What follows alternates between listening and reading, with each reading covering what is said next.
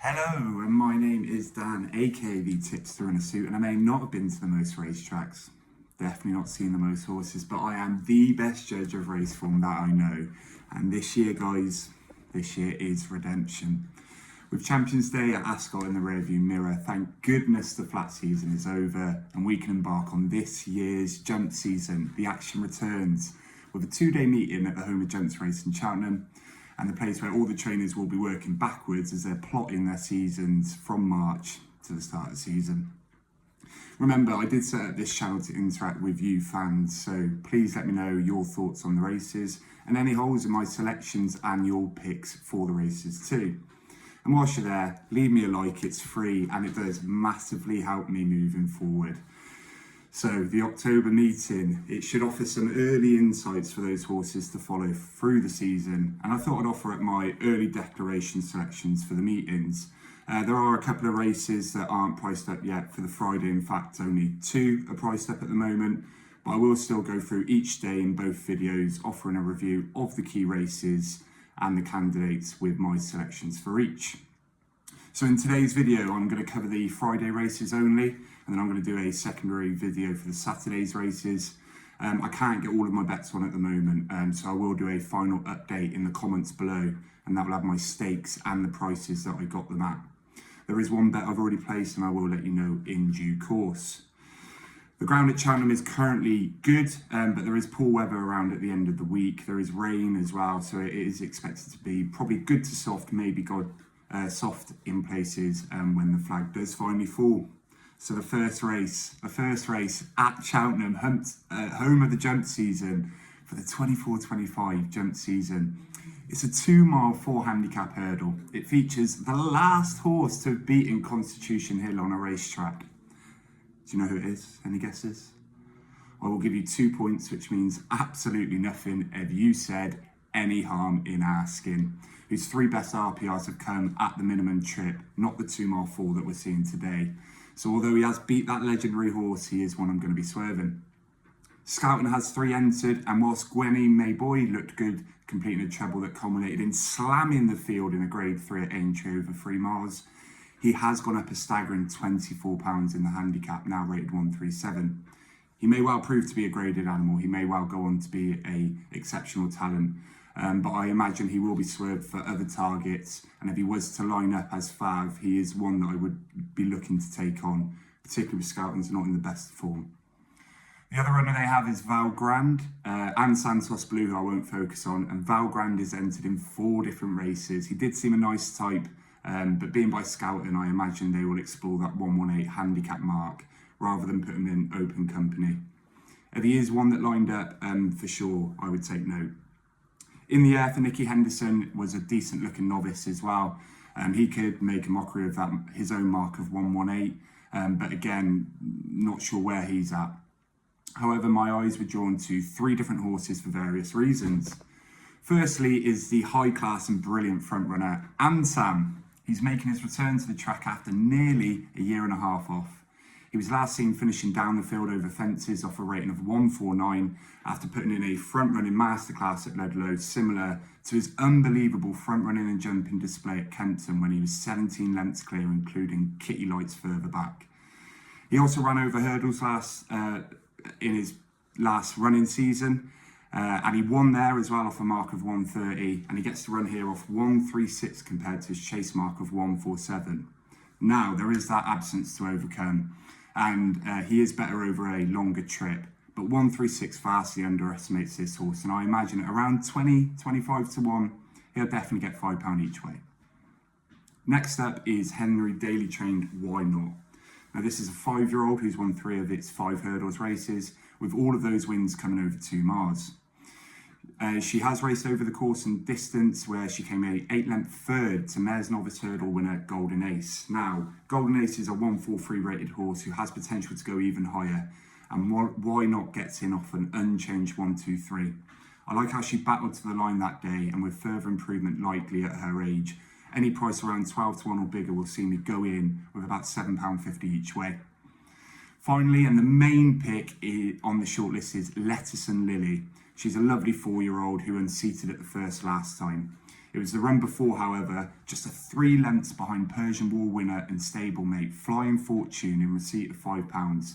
Lettuce and Lily's only £1 higher now, and this filly's been on the go all summer, and this could be its own season objective nice and early in the season.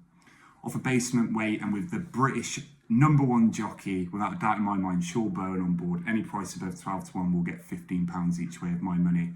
She has race fitness on side, and I think this is one who could spring a nice early season surprise. The next race we're going to go into isn't marked up yet either, and it's a 2 miles novice conditions chase. This race has 9 entries with 5 raiders coming over from Ireland, so probably know where it's heading back to. Now, anyone who's watched me before knows my cliff horse is Petite Tonnerre, and that horse is entered in both this race and the next race. He's dropped significantly in his handicap due to some hurdles run, so I don't expect he'll run here, and he'll take his chance in the handicap, so I'll get onto him in a bit.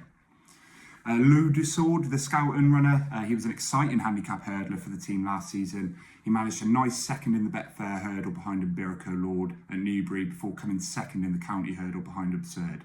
A new recruit to chase, and he screams a Grand Annual horse to me for Skelton. They've not been firing this early season at an 8% clip, and I'll be swerving what will likely be the favourite, as I think he'll have later targets down the season.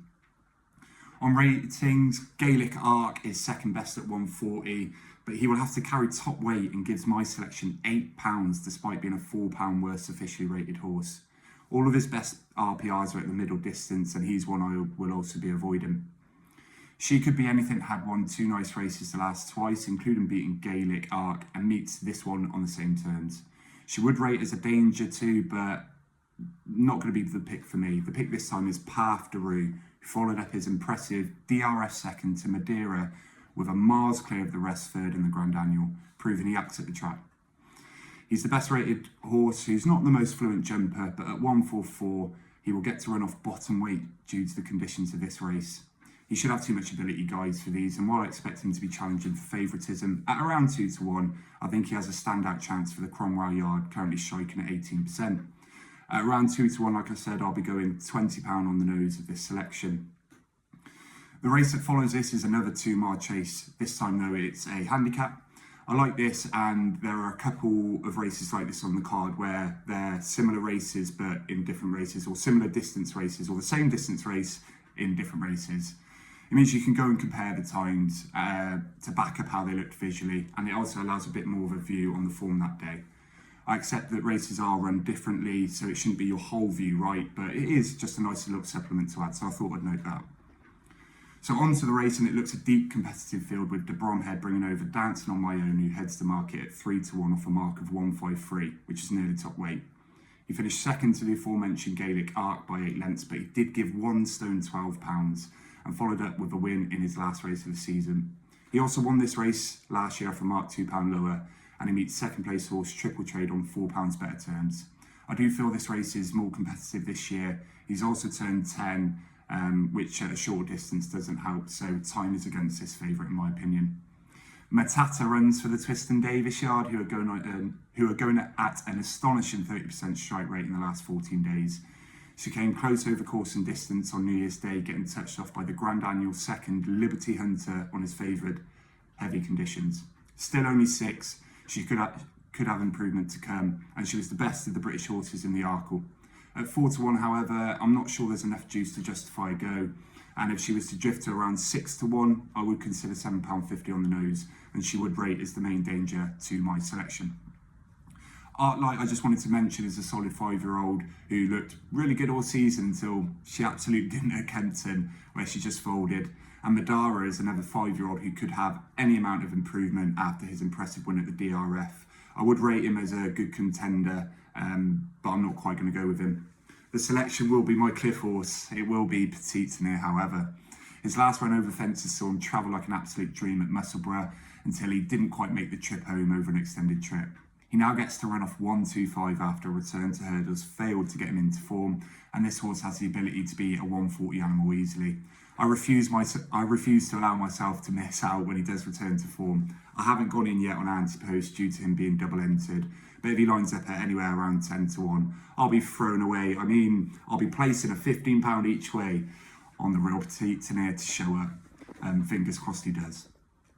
The 3 o'clock is the Grade 2 novice hurdle over an extended 2 miles.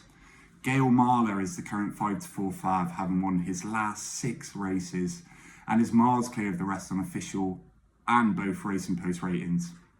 Her last win at Galway saw him beat the Mullins-trained Gulcher by 18 lengths, and that horse went on to win a Grade 3 next time out, so that's actually bumped up the form. This 5-year-old mare will receive weight from most of her rivals. Valgrande is currently second fav, but being entered in 3 other races off a mark of 118, I expect him to take a handicap chance. That is likely to leave Gail Marler to be an odds-on shot on the day, so I've already put £25 on the nose at 5-4 with 365. That's your bank of the day, guys. Gail Marler, I'd suggest you get on early before the field cuts it. The main danger to Gail Marler would be Dodger King, who is impressive the last twice, particularly beating an OK field at Chettenham last time. He will have some way to go on the ratings, but could improve to offer some danger to our selection, who should be able to make it 7 in a row. I'm thinking about checking a 5 on Dodger Long just to cover the favourites gamble. So I will let you know down in the comments below if I do. The next race is a 3-mile, 1 furlong chase for amateur jockeys, and again, it isn't priced up with 28 entries. This is an open race that I wouldn't have strong selections on. Molecourt drew the eye and is the winner of the race last year, but has gone up £10 since. He did follow up the next time to then lose his way over the back end of the season. He's been freshened up at a track he performed while at, and any price over 16-1 would see me have a go at about £5 each way. Planned Paradise looks a definite runner with Gina Andrews already jocked up for the ride, and she's a good booking in my opinion. I think she's a solid enough jockey, particularly as an amateur.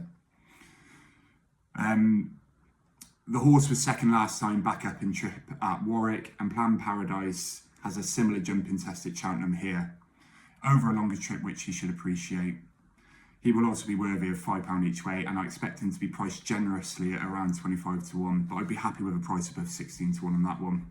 I'm struggling. I've been trying to look through to be like, who's going to be that strong favourite everyone will latch on to? I can't really see one, but Animal would look to have something in hand. He started really strongly last season, and he kept My Silver Lining behind him when winning off 115, and he's lost his way again a little bit, but is now a 113 Animal, so worth keeping an eye on.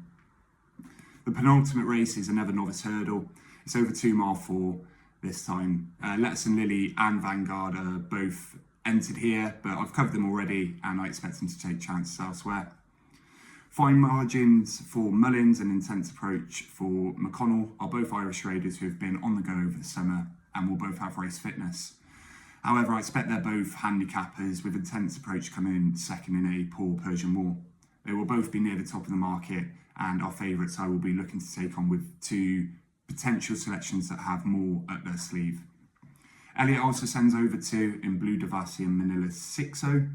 Both have looked good in their outings, but I expect them to ultimately be your 4th, 5th, 6th choice for the yard. They're probably sent over to gauge how good the British are, and in all fairness, the Elliott ones could go on and win, right? We could have absolutely nothing. However, there are 2 that have caught my eye that have potential to be better than Elliott's 5th or 6th choice. Scouten has 1 entered here, and it's its only entry. So Juventus de Bryan, who was a faller early in that aforementioned Persian War, did drift on the day, so I'd be a little bit worried about that. But it's at 3rd on his last start of the season before, behind Pickrock and in the Waterside, form that could stack up to be quite nice. Those 2 both look to be particularly nice, and based on this form line, I'd be happy to have £7.50 on the nose at 6-1 or higher. The main play, however, in this race would be Potter's Charm. On known form, he definitely needs to improve, but the way he battled over hurdles on debut as they drew absolutely miles clear of the rest shows how game this one is, and he's a recruit from the point-to-point scene. There are question marks with that form. Chancy Court's only rated 108, but a horse way back in 5th, Micronomus, was rated 101 and was 43 lengths back. Changing hands for big money to Alex Ferguson and co. Potter's Charm is the one in the race who could go on to compete for a Ballymore, just in my opinion. And Twiston Davis often is at his best early on in the season and will very much have him ready. He's likely to go closer to the 4-1 range, I reckon, and will get £15 to £20 on the nose if he is that price. If he's a larger price, then I will definitely turn that into an each way bet, but it will be dependent on the runners the market price and when prices come out. The last race of the day, it's another handicap hurdle, this time over an extended 2 miles, and Valgrand's 4th entry of the day, and I rate it as the most likely. His form hasn't stacked up for his 2 wins, but he's been sent off odds on both times, and he could develop to be way beyond his current rating of 118. If he turns up, he would definitely be of interest here. The aforementioned Why Not is also entered here and would be of interest, having won all of her races over 2 miles, but I expect she does stay up in trip. I'm going to butcher this name. Kihava was really impressive behind the Grade 2 animal Rubord at Kempton just this weekend, smashing Glory and Fortune off level weights and getting to reoppose Glory and Fortune on better terms too. If he was to line up, I would definitely be interested. But one I'm definitely going to be keeping on the side, who would be a big price, is Gila Gioni, a 5-year-old who looked an unbelievable prospect, finishing just behind Blue King Daru off level weights, with Blue King Daru now 152 horse. In 4th was Spirit Danel, who is now rated 133, yet our selection is just 119. I expect him to now be a big price, but with good form at this time of year and at the track, he'll be a selection at a big price with £10 each way. And to clarify, that's the only actual selection so far, with final declarations I'm likely to add to it. So there we are, a whiz through review of the Friday at Cheltenham October meeting.